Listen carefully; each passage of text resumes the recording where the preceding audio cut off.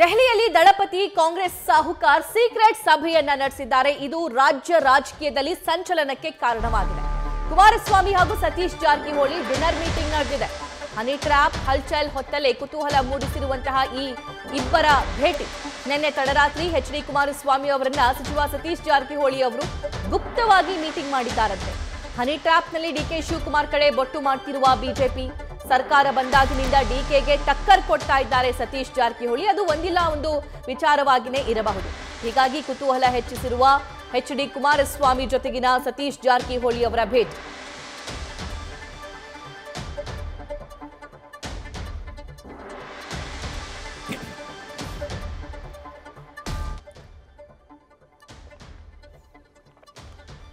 ಶತ್ರುವಿನ ಶತ್ರು ಮಿತ್ರ ಅಂತಾರಲ್ಲ, ಮೋಸ್ಟ್ಲಿ ಆ ಲಾಜಿಕ್ಗೆ ಸತೀಶ್ ಜಾರಕಿಹೊಳಿ ಅವರು ಬಂದಂತೆ ಕಾಣಿಸ್ತಾ ಇದೆ.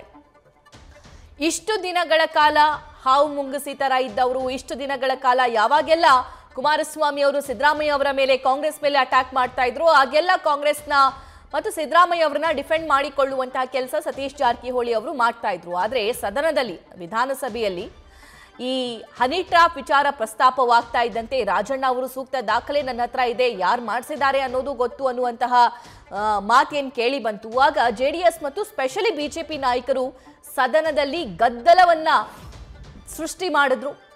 ಹನಿ ಟ್ರ್ಯಾಪ್ ವಿಚಾರಕ್ಕೆ ಸಂಬಂಧಪಟ್ಟಂತೆ ರಾಜಣ್ಣ ಅವರಿಗೆ ಸಾಕಷ್ಟು ಅನ್ಯಾಯವಾಗಿದೆ, ಅವ್ರನ್ನ ಒಳಗೊಂಡಂತೆ ಬೇರೆಯವರಿಗೂ ಕೂಡ ಹನಿ ಟ್ರ್ಯಾಪ್ ಆಗಿದೆ, ಅವ್ರು ಯಾರು ಅನ್ನೋದ್ರ ಬಗ್ಗೆ ತನಿಖೆ ಆಗಬೇಕು, ಸಿಬಿಐಗೆ ಕೊಡಬೇಕು ಈ ಪ್ರಕರಣ ಅಂತ. ಇದೆಲ್ಲ ಬೆಳವಣಿಗೆ ಬೆನ್ನಲ್ಲೇ ಈ ಇಬ್ಬರು ನಾಯಕರ ಭೇಟಿ. ಈ ಭೇಟಿಯ ಬಗ್ಗೆ ಮತ್ತಷ್ಟು ಮಾಹಿತಿ ನಮ್ಮ ಪೊಲಿಟಿಕಲ್ ಕರೆಸ್ಪಾಂಡೆಂಟ್ ಮಧುಸೂದನ್ ನೀಡ್ತಾ ಹೋಗ್ತಾರೆ. ಮಧುಸೂದನ್, ರಾಜಕೀಯದಲ್ಲಿ ಶತ್ರುತ್ವ ಮಿತ್ರತ್ವ ಯಾವುದೂ ಕೂಡ ಪರ್ಮನೆಂಟ್ ಅಲ್ಲ ಅನ್ನೋದಕ್ಕೆ ಮೋಸ್ಟ್ಲಿ ಇಂತಹ ಸನ್ನಿವೇಶಗಳು ಸಾಕ್ಷಿಯಾಗಿ ನಿಲ್ಲುತ್ತೆ ಅಂತ ಅನ್ಸುತ್ತೆ.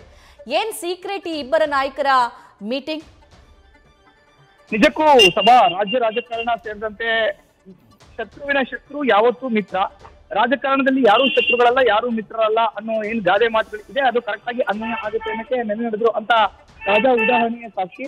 ನವದೆಹಲಿಯಲ್ಲಿ ರಾಜ್ಯದ ಲೋಕೋಪಯೋಗಿ ಸಚಿವ ಸತೀಶ್ ಜಾರಕಿಹೊಳಿ ಅವರು ದೆಹಲಿ ಪ್ರವಾಸದಲ್ಲಿ ಇದ್ದಂತ ಸಂದರ್ಭದಲ್ಲಿ ಕೇಂದ್ರದಲ್ಲಿ ಸಚಿವರಾಗಿರುವಂತಹ ಎಚ್ ಡಿ ಕುಮಾರಸ್ವಾಮಿ ಅವರು ಭೇಟಿಯನ್ನ ಮಾಡಿ ಮಾತುಕತೆಯನ್ನ ನಡೆಸಿದ್ದಾರೆ.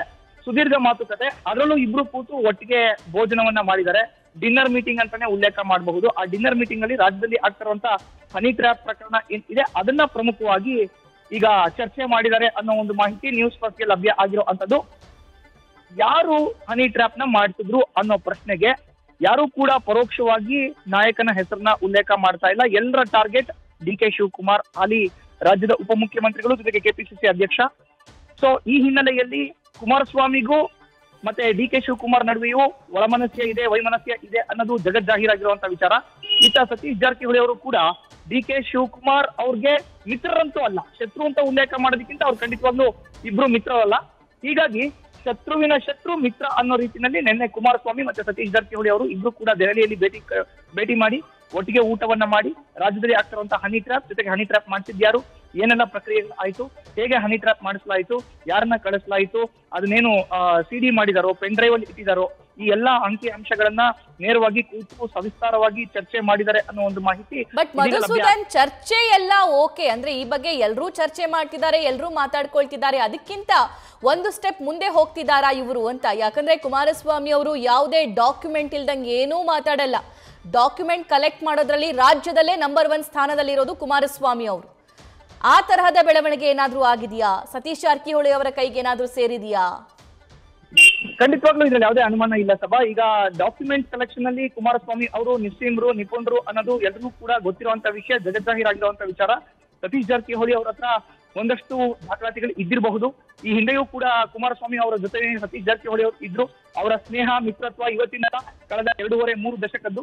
ಹೀಗಾಗಿ ನೇರವಾಗಿ ಎಲ್ಲೋ ಒಂದ್ ಕಡೆ ಅವರು ಮಾತುಕತೆನ ಆದಂತ ಸಂದರ್ಭದಲ್ಲಿ ಅವ್ರ ಹತ್ರ ಇರುವಂತ ದಾಖಲಾತಿಗಳನ್ನ ನೇರವಾಗಿ ಕುಮಾರಸ್ವಾಮಿ ಅವರಿಗೆ ಕೊಟ್ಟಿರಬಹುದು, ಅಥವಾ ಅದ್ರ ಬಗ್ಗೆ ಮಾತುಕತೆ ಆಗಿರಬಹುದು, ಅದ್ರ ಬಗ್ಗೆ ಮಾಹಿತಿಯನ್ನ ಹಂಚ್ಕೊಂಡಿರಬಹುದು ಅನ್ನೋ ಒಂದು ವಿಚಾರನ ಕೂಡ ನಾವು ತಳ್ಳಿ ಹಾಕೋ ಹಾಗಿಲ್ಲ. ಅಂದ್ರೆ ಎಲ್ಲೋ ಒಂದು ಕಡೆ ಡಿ ಕೆ ಶಿವಕುಮಾರ್ನ ಹೆಣಿಲಿಕ್ಕೆ ಈಗ ಕುಮಾರಸ್ವಾಮಿ ಅವರು ಸತೀಶ್ ಜಾರಕಿಹೊಳಿ ಅವರು ಭೇಟಿಯಾಗಿದ್ದಾರೆ. ಜೊತೆಗೆ ದಲಿತ ಸಮುದಾಯಕ್ಕೆ ಸೇರಿದಂತ ಪ್ರಭಾವಿ ಸಚಿವನ ಹನಿ ಟ್ರ್ಯಾಪ್ ಆಗುತ್ತೆ ಅಂತ ಹೇಳಿದ್ರೆ ನಾಳೆ ನಮ್ಮ ಮೇಲೂ ಕೂಡ ಹನಿ ಟ್ರ್ಯಾಪ್ ಆಗಬಹುದು ಅನ್ನೋ ಆತಂಕ ಖಂಡಿತವಾಗ್ಲೂ ದಲಿತ ಸಮುದಾಯಕ್ಕೆ ಸೇರಿರೋ ಅಂತ ನಾಯಕರಿಗೆ ಇದ್ದೇ ಇರುತ್ತೆ.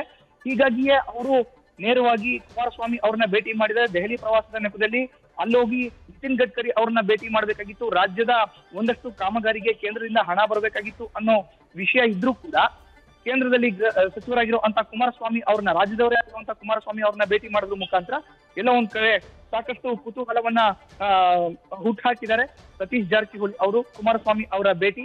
ಹೀಗಾಗಿ ಡಿ.ಕೆ. ಶಿವಕುಮಾರ್ ಅವರ ಬಗ್ಗೆ ಒಂದಷ್ಟು ಚರ್ಚೆಗಳು ಆಗಿರುತ್ತೆ.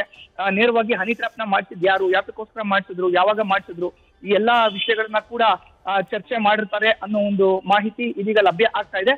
ಈ ಒಂದು ಪ್ರಕರಣದಲ್ಲಿ ಹೈಕಮಾಂಡ್ ನಾಯಕರಿಗೆ ದೂರನ್ನ ಕೊಟ್ಟರು ಸಹ ಈಗ ಮತ್ತೊಂದು ಕಡೆ ನೇರವಾಗಿ ಕುಮಾರಸ್ವಾಮಿ ಅವರ ಮೂಲಕ ರಾಜ್ಯ ರಾಜಕಾರಣದಲ್ಲಿ ಒಂದಷ್ಟು ತಂತ್ರವನ್ನ ಮೂಡಿಸಲಿಕ್ಕೆ ಸತೀಶ್ ಜಾರಕಿಹೊಳಿ ಸೃಷ್ಟಿ ಮಾಡಿದ್ದಾರೆ ಅಂತ ಉಲ್ಲೇಖ ಮಾಡಬಹುದು ಸಭಾ. Thank you Madhusudan. News first ನಿರ್ಭೀತಿಯಿಂದ ನಿಮ್ಮ ಪರವಾಗಿ.